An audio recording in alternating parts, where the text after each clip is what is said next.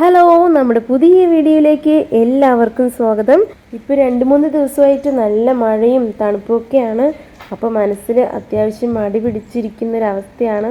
എന്നാലും morning routine എല്ലാം കഴിഞ്ഞു. ബ്രേക്ക്ഫാസ്റ്റും ലഞ്ചും കിച്ചൺ ക്ലീനിങ്, വീടൊന്ന് അറേഞ്ച് ചെയ്ത് വെക്കുക, അങ്ങനെയുള്ള പരിപാടിയൊക്കെ കഴിഞ്ഞു. അപ്പോൾ ഞാൻ വിചാരിച്ചു ഈ തണുപ്പത്ത് കുറച്ച് നേരം ഒന്ന് പുതച്ചു മൂടി കിടക്കാമെന്ന്. ഇങ്ങനെ കിടക്കുന്നതിന് മുമ്പ് കിച്ചണിലേക്ക് അറിയാതെ ഒന്ന് പോയതാണ്. അപ്പോഴാണ് ഞാൻ ഒരു കാര്യം ശ്രദ്ധിച്ചത്, ചില്ലി പൗഡറും ഗരം മസാലയും ഒക്കെ കഴിഞ്ഞിരിക്കുകയാണെന്ന്. ഇത് കൂടാതെ ചപ്പാത്തിക്കുള്ള കറി ഉണ്ടാക്കണമായിരുന്നു. പിന്നെ കുറച്ച് അരിനെല്ലിക്ക് കിട്ടിയിട്ടുണ്ടായിരുന്നു, അപ്പോൾ അത് അച്ചാറിട്ട് വെക്കണമായിരുന്നു. അങ്ങനെ കുപ്പിയിൽ നിന്ന് വന്ന ഭൂതത്തെ പോലെ തിരുമ്പ് പണിയായിരുന്നു ഈ ദിവസം. അപ്പോൾ നമുക്ക് വീഡിയോയിലേക്ക് പോകാം. വീഡിയോയിലേക്ക് പോകുന്നതിന് മുമ്പ് നമ്മുടെ ഈ ചാനൽ ആദ്യമായിട്ടാണ് കാണുന്നതെങ്കിൽ പ്ലീസ് ഒന്ന് സബ്സ്ക്രൈബ് ചെയ്തൊന്ന് സപ്പോർട്ട് ചെയ്യണം. മാത്രമല്ല അടുത്തിരിക്കുന്ന ബെൽ ബട്ടണും കൂടി അമർത്തിയാലേ ഞാനിടുന്ന പുതിയ വീഡിയോസിൻ്റെ നോട്ടിഫിക്കേഷൻ ലഭിക്കുകയുള്ളൂ. അപ്പോൾ നമുക്ക് സ്റ്റാർട്ട് ചെയ്യാം. ആദ്യം അരിനെല്ലിക്കയിൽ 1 ടീസ്പൂൺ ഉപ്പിട്ട് കൊടുത്ത് നന്നായിട്ട് കുടഞ്ഞു വെച്ച ശേഷം ഒരു 2 മണിക്കൂർ മാറ്റി വയ്ക്കുന്നുണ്ട്. എന്നിട്ട് നമുക്ക് ഗരം മസാലയ്ക്കുള്ളതെല്ലാം പ്ലേറ്റിലേക്ക് എടുത്ത് വയ്ക്കാം. പിന്നെ എപ്പോഴും ഈ ഗരം മസാല ഉണ്ടാക്കുന്ന സമയത്ത് എനിക്കൊരു കൈപ്പിടിയുടെ അളവ് അല്ലെങ്കിൽ കണ്ണളവ് അങ്ങനെയൊക്കെ ആയിട്ടാണ് ഞാൻ പൊടിച്ച് വയ്ക്കാറുള്ളത്. കറക്റ്റ് ഒരു ടീസ്പൂൺ അങ്ങനെയായിട്ട് എനിക്കതുകൊണ്ട് പറഞ്ഞു തരാൻ അതുകൊണ്ടാണ് കഴിയാത്തത്. അപ്പോൾ നിങ്ങൾക്ക് ഈ പ്ലേറ്റിലേക്ക് എടുത്ത് വെച്ചിരിക്കുന്ന ഈ ഒരു ക്വാണ്ടിറ്റി കാണുമ്പോൾ നിങ്ങളുടെ മനസ്സിലേക്ക് ശരിയായിട്ടുള്ള അളവ് കിട്ടുമെന്ന് വിചാരിച്ചിട്ടാണ് ഞാനിതെല്ലാം പ്ലേറ്റിലേക്ക് വെച്ച് കാണിക്കുന്നത്. അപ്പോൾ ആദ്യം ഞാൻ കുറച്ച് കറുവപ്പട്ട എടുത്തു, പിന്നെ ഒരു പിടി ഗ്രാമ്പു എടുത്തു, പിന്നെ ജാതിക്ക 1 എടുത്തിട്ടുണ്ട്, ജാതിപത്തിരി 3 എണ്ണമാണ് എടുത്തിരിക്കുന്നത്, പിന്നെ തക്കോല 4 എണ്ണം, ഏലക്ക ഒരു 4 എണ്ണം, പെരിഞ്ജീരകം 4 ടീസ്പൂൺ എന്ന അളവിലാണ് എടുത്തേക്കുന്നത്.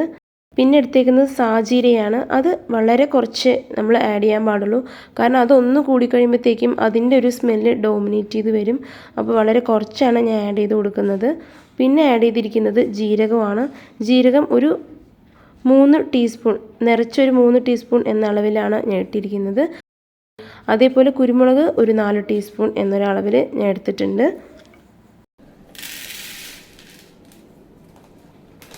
പിന്നെ ആഡ് ചെയ്ത് കൊടുക്കുന്നത് ബേ ലീഫാണ്. ബേ ലീഫ് റോൾ ചെയ്ത പോലെ ഒരു ബേ ലീഫും നമുക്ക് ഷോപ്പിൽ നിന്ന് വാങ്ങിക്കാനായിട്ട് കിട്ടും. പക്ഷെ അതിനേക്കാൾ കുറച്ചുകൂടി ഒരു ക്വാളിറ്റി ഉണ്ടെന്ന് തോന്നിയിട്ടുള്ളത് ഈ ഒരു സെപ്പറേറ്റ് ലീഫായിട്ട് വരുന്ന ഈ ഒരു ബേ ലീഫിനാണ്. കാരണം അത് ഉപയോഗിക്കുമ്പോഴെല്ലാം എനിക്കൊരു കുറച്ച് കഴിയുമ്പോഴത്തേക്കും ചെറിയ സുഷിരങ്ങൾ കാണുന്നുണ്ടാവും. ഫംഗസ് പോലെ അങ്ങനെ പൊടിഞ്ഞ് വരുന്നതായിട്ട് എനിക്ക് തോന്നിയിട്ടുണ്ട്. അങ്ങനെ പൊടിക്കാനുള്ളതെല്ലാം നമ്മൾ പ്ലേറ്റിലേക്ക് മാറ്റി വെച്ച് കഴിഞ്ഞു. ഞാൻ ഒന്നുകൂടി കാണിക്കുവാണ് അളവ് കറക്റ്റായിട്ട് കിട്ടാനായിട്ട്. പിന്നെ ഈ ജാതിക്ക ഒന്ന് നടുവേ ഒന്ന് പൊട്ടിച്ചെടുക്കുന്നുണ്ട്. അത് എന്തിനാണെന്ന് വെച്ചിട്ടുണ്ടെങ്കിൽ നമുക്ക് മിക്സിയിൽ പെട്ടെന്ന് പൊടിഞ്ഞ് കിട്ടാനും പിന്നെ നല്ല രീതിയിൽ ഒന്ന് ചൂടായി കിട്ടാനുമാണ്. പിന്നെ ഈ ഗരം മസാലയ്ക്കുള്ളത് ചൂടാക്കുന്നതിന് മുൻപ് നമുക്ക് മുളകൊന്ന് ചൂടാക്കി എടുക്കാം പൊടിക്കാനായിട്ട്. ഈ ഒരു മുളകാണ് നമ്മൾ എടുക്കുന്നതെങ്കിൽ കുറച്ചുകൂടി മുളക് പൊടിക്ക് നല്ല കളറും എരിവും ഒക്കെ കിട്ടുന്നതാണ്. ഇനി നമുക്ക് ഗരം മസാല പൊടിച്ചു തുടങ്ങാം. അപ്പോൾ എല്ലാം നമുക്ക് പാനിലേക്ക് ഇട്ട് കൊടുക്കാം. പക്ഷെ ഒരുപാട് നമുക്ക് ചൂടായി കിട്ടേണ്ട ആവശ്യം ഉണ്ടാവില്ല. ഒന്ന് ചൂടായി കിട്ടിയാൽ മതിയാവും. കാരണം ഒരുപാട് ഇത് ചൂടാകുമ്പോൾ നമുക്കിതിൻ്റെ ശരിക്കുള്ള ആ മണമൊന്നും കിട്ടില്ല പൊടിച്ച് വരുമ്പോൾ. അപ്പോൾ ആവശ്യത്തിന് ചൂടായ ശേഷം നമുക്ക് തീ ഓഫ് ചെയ്യാം. ഇനി ഇതെല്ലാം ഒന്ന് ചൂടാറി തണുത്ത് വരുന്ന ആ ഒരു സമയം കൊണ്ട് വീടെല്ലാം ഒന്ന് തൂത്ത് കൊടുക്കുകയാണ്. തൂത്ത് കഴിയുമ്പോഴത്തേക്കും ഇതെല്ലാം ചൂടാറി കഴിഞ്ഞു. ഇനി ഇതെല്ലാം ഒന്ന് പൊടിച്ചെടുത്ത് നമുക്ക് കണ്ടെയ്നറിലേക്ക് ആക്കി കൊടുക്കാം. പക്ഷെ മുളക് പൊടി പൊടിക്കുന്ന സമയത്ത് മുളക് നന്നായിട്ട് ചൂടായിട്ട് വരണം, അല്ലാന്നുണ്ടെങ്കിൽ അതിൻ്റെ വിതയൊന്നും ശരിക്കും ഒന്ന് പൊടിഞ്ഞ് കിട്ടില്ല. അപ്പോൾ അതൊന്ന് ശ്രദ്ധിക്കണേ. ഇപ്പോൾ 2 ദിവസം പുറത്ത് നല്ല മഴയായതുകൊണ്ട് തുണി ഒന്നും ഉണങ്ങി കിട്ടുന്നില്ല. അപ്പോൾ വീട്ടിനകത്ത് റൂം ഹീറ്ററൊക്കെ ഉപയോഗിച്ചിട്ടാണ് ഇപ്പോൾ ഉണക്കിയെടുക്കുന്നത്. ഇനി കൈയോടെ ഇത് മടക്കി വെക്കാന്നുണ്ടെങ്കിൽ ഇതിൽ വീണ്ടും തണുപ്പ് വന്നിരിക്കും. അപ്പോൾ അത് കഴിഞ്ഞ ശേഷം നമുക്ക് പിക്കിൾ ഉണ്ടാക്കാം. ഇനി നമുക്ക് പാനിലേക്ക് നല്ലെണ്ണ ഒഴിച്ചു കൊടുക്കാം. നല്ലെണ്ണ നന്നായിട്ട് ചൂടായിട്ടുണ്ട്. ഇതിലേക്ക് കടുക് ഇട്ട് കൊടുക്കാം. അതിനുശേഷം കുറച്ച് ഉലുവപ്പൊടി ഇട്ട് കൊടുക്കുന്നുണ്ട്. അതിനുശേഷം മുളക് പൊടി കരിഞ്ഞു പോകാതിരിക്കാനായിട്ട് തീ ഓഫ് ചെയ്ത ശേഷമാണ് ഞാൻ മുളക് പൊടി ഇട്ട് കൊടുക്കുന്നത്. 1 ടീസ്പൂൺ മുളക് പൊടി ഇട്ട് കൊടുക്കുന്നുണ്ട്. കാരണം ഇവിടെ നെല്ലിക്ക ഞാൻ കുറച്ച് എടുക്കുന്നുള്ളൂ. അപ്പോൾ അതുകൊണ്ടാണ് ഞാൻ വളരെ കുറച്ച് മുളക് പൊടി ഇട്ട് കൊടുക്കുന്നത്. ഇനി കുറച്ച് കായും കൂടി ഇട്ട് കൊടുത്ത് നന്നായിട്ട് ഇളക്കി കൊടുത്ത ശേഷം നെല്ലിക്ക മാത്രം അതിലേക്ക് ഇട്ട് കൊടുക്കുകയാണ്. കാരണം ഇതിനടിയിൽ 2 മണിക്കൂർ നമ്മൾ ഉപ്പിലിട്ട് വെച്ചതുകൊണ്ട് വെള്ളം വന്ന് നിൽക്കുന്നുണ്ടാവും. അത് നമ്മൾ ഒഴിച്ചു കൊടുക്കരുത്. ആദ്യം നെല്ലിക്ക മാത്രം ഇട്ടിട്ട് ഒന്ന് ഇളക്കിയ ശേഷം ഞാൻ ഉപ്പ് വെള്ളം ഒഴിച്ചു കൊടുക്കാം. ഇനി ആവശ്യത്തിന് ഉപ്പ് കൂടി ഇട്ട് കൊടുത്ത് നന്നായിട്ടൊന്ന് ഇളക്കി കൊടുക്കാം. ഇനി ഇതൊന്ന് ആറിയ ശേഷം നമുക്ക് മാറ്റാം. ഇനി നമുക്ക് അടുത്ത കറി ഉണ്ടാക്കുന്നതിന് മുമ്പ് ചെറിയൊരു ബ്രേക്ക് എടുക്കാം. അപ്പോൾ ബ്രേക്കിന് മുമ്പായിട്ട് അലക്കാനുള്ള തുണി എല്ലാം വാഷിംഗ് മെഷീനിൽ ഇട്ട് കൊടുക്കാം. അപ്പോൾ നമുക്ക് അടുത്ത കറി ഉണ്ടാക്കി കഴിയുമ്പോഴേക്കും ഇതെല്ലാം അലക്കി കഴിഞ്ഞിട്ടുണ്ടാവും. ഇനി നമുക്ക് ബ്രേക്ക് എല്ലാം കഴിഞ്ഞ് വൈകുന്നേരത്തേക്കുള്ള കറിയും ചപ്പാത്തിയും റെഡിയാക്കി എടുക്കാം. കറി ഞാൻ ഉണ്ടാക്കാൻ പോകുന്നത് ഓയ്സ്റ്റർ മഷ്റൂം മസാലയാണ്. അപ്പോൾ നമുക്ക് അതിനായിട്ട് പാനിലേക്ക് 1 ടീസ്പൂൺ ജീരകം ഇട്ട് കൊടുക്കാം. പിന്നെ ഒരു വറ്റൽമുളക് കൂടി പൊട്ടിച്ചിട്ട് കൊടുക്കാം. ഇനി നന്നായിട്ട് ഒന്ന് മണം വന്ന ശേഷം സവോള ഇട്ട് കൊടുക്കാം. പെട്ടെന്ന് ഒന്ന് മൂത്ത് വരാൻ വേണ്ടി ഉപ്പ് കൂടി ഒന്ന് ആഡ് ചെയ്ത് കൊടുത്ത് ഇളക്കി കൊടുക്കാം. ഈ ഒരു ഗ്യാപ്പിലാണ് ഞാൻ ആലോചിച്ചത് എന്തോ ഒന്ന് വിട്ടുപോയല്ലോ എന്ന്. കറിവേപ്പിലയായിരുന്നു വിട്ടുപോയത്. കൂടി ഒന്ന് ആഡ് ചെയ്ത് കൊടുത്ത് ഇളക്കി കൊടുക്കാം. ഇനി ഈ സവാള ഒന്ന് മൂത്ത് വരണം. എന്നിട്ട് അതിന് ശേഷം നമുക്ക് വെളുത്തുള്ളി ആഡ് ചെയ്ത് കൊടുക്കാം. ഇപ്പോൾ സവാള നന്നായിട്ട് വഴഞ്ഞ് കിട്ടിയിട്ടുണ്ട്. ഇനി നമുക്ക് വെളുത്തുള്ളി ഒരു 3 വലുപ്പമുള്ള വെളുത്തുള്ളിയാണ് ഞാൻ ഇവിടെ എടുത്തേക്കുന്നത്. അത് പൊടി അരിഞ്ഞ ശേഷം ആഡ് ചെയ്ത് കൊടുക്കുന്നുണ്ട്. ഇനി ഒന്ന് വഴറ്റി കൊടുത്ത ശേഷം ഇഞ്ചി ആഡ് ചെയ്ത് കൊടുക്കുന്നുണ്ട്. ഇഞ്ചി ഒരു ചെറിയ വലുപ്പത്തിൽ ഇതേപോലെ പൊടി അരിഞ്ഞാണ് ആഡ് ചെയ്ത് കൊടുക്കുന്നത്. ഇനി ഇതെല്ലാം ഒന്ന് മൂത്ത് വന്ന ഒരു മണം വരും. ആ ഒരു സമയത്ത് നമുക്ക് തക്കാളി ആഡ് ചെയ്ത് കൊടുക്കാം. തക്കാളി ഞാൻ ഒരുപാട് പുളിയുള്ള തക്കാളിയല്ല ഞാൻ ആഡ് ചെയ്ത് കൊടുത്തേക്കുന്നത്. ഹൈബ്രിഡ് ടൊമാറ്റോ ആണ് ഇവിടെ ആഡ് ചെയ്ത് കൊടുക്കുന്നത്. വലുപ്പമുള്ള 2 എണ്ണം അങ്ങനെയാണ് ഞാനിവിടെ ആഡ് ചെയ്ത് കൊടുത്തിരിക്കുന്നത്. ഇനി ഈ തക്കാളി പെട്ടെന്ന് സോഫ്റ്റ് ആയിട്ട് വരാൻ വേണ്ടി കുറച്ച് ഉപ്പ് കൂടി ആഡ് ചെയ്ത് കൊടുക്കുന്നുണ്ട്, ഒരു 1/2 ടീസ്പൂൺ. ഇനി ഈ തക്കാളി ഒന്ന് സോഫ്റ്റ് ആയിട്ട് വരുന്ന സമയം കൊണ്ട് നമുക്ക് ഓയ്സ്റ്റർ മഷ്റൂം റെഡിയാക്കി എടുക്കാം.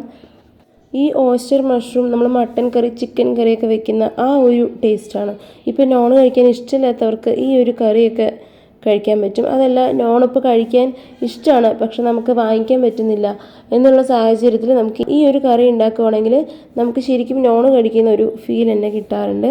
പിന്നെ ഈ ഓയ്സ്റ്റർ മഷ്റൂമിനെ കുറിച്ച് പറയുകയാണെങ്കിൽ ഇത് ഹൈ പ്രോട്ടീനും ഫൈബറും അടങ്ങിയിട്ടുള്ളതാണ്. പിന്നെ ധാരാളം വൈറ്റമിൻസ് മിനറൽസ് അങ്ങനെയെല്ലാം ഉണ്ട്. കുട്ടികൾക്കെല്ലാം വളരെ നല്ലതാണ്. അപ്പോൾ ഈ ഓയ്സ്റ്റർ എല്ലാം ഈ ഒരു രീതിയിൽ റെഡിയാക്കി എടുക്കുവാണ്. ചില ഓയ്സ്റ്റർ മഷ്റൂമിൻ്റെ അടിവശം കുറച്ച് കട്ടിയായിട്ട് ഇരിക്കുന്നുണ്ടാവും. അപ്പോൾ ആ ഭാഗം ഞാൻ യൂസ് ചെയ്യാറില്ല, കട്ട് ചെയ്ത് മാറ്റുവാണ്. എന്നിട്ട് ബാക്കിയുള്ളതെല്ലാം ഇതേപോലെ റെഡിയാക്കി എടുത്തിട്ടുണ്ട്.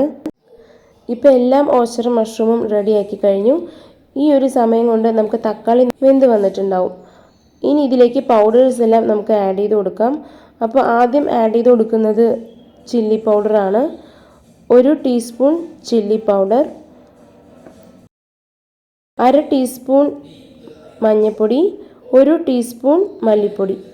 ഈ പൊടികളെല്ലാം ആഡ് ചെയ്ത് നന്നായിട്ടൊന്ന് ഇളക്കി കൊടുക്കാം. ഇപ്പോൾ ചിക്കൻ മസാല വീട്ടിലുണ്ടെങ്കിൽ അതുകൂടി ആഡ് ചെയ്ത് കൊടുക്കാം. ഇപ്പോൾ എൻ്റെ കയ്യിൽ അത് ഉണ്ടായിരുന്നു, അത് ഓപ്ഷനിലാണ്. ചിലവർക്ക് ആ ഒരു സ്മെല്ല് ഇഷ്ടമാവും.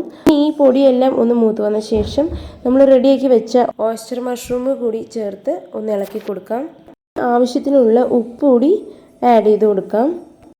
ഇങ്ങനെ ഒരു 10 മിനിറ്റ് അടച്ചു വെച്ച ശേഷം നമ്മൾ തുറന്ന് നോക്കുമ്പോൾ ഇതിനകത്ത് ഇങ്ങനെ വെള്ളം കുറച്ചിങ്ങനെ വന്ന് നിൽക്കുന്നുണ്ടാവും.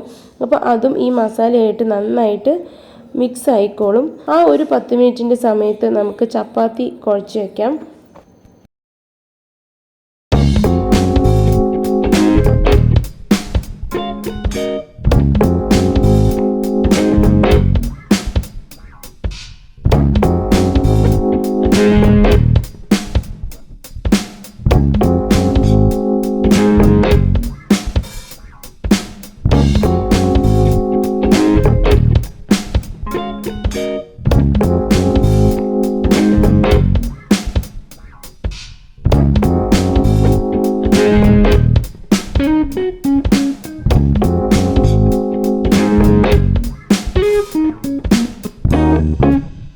ഇനി നമുക്ക് തുറന്ന് നോക്കാം. ഇപ്പോൾ കുറച്ച് റെഡി ആയിട്ടുണ്ട്. ഇനി തുറന്ന് വെച്ചിട്ട് ഒരു 10 മിനിറ്റ് കൂടി ഒന്ന് ഇതേപോലെ ഒന്ന് വേവിച്ചെടുക്കണം.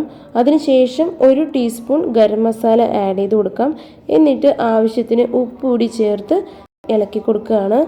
ഇപ്പോൾ നമ്മുടെ ഓയ്സ്റ്റർ മഷ്റൂം റെഡി ആയിട്ടുണ്ട്. ഇനി ആവശ്യത്തിന് മല്ലിയിലയും കൂടി ചേർത്ത് നമുക്ക് തീ ഓഫ് ചെയ്യാം.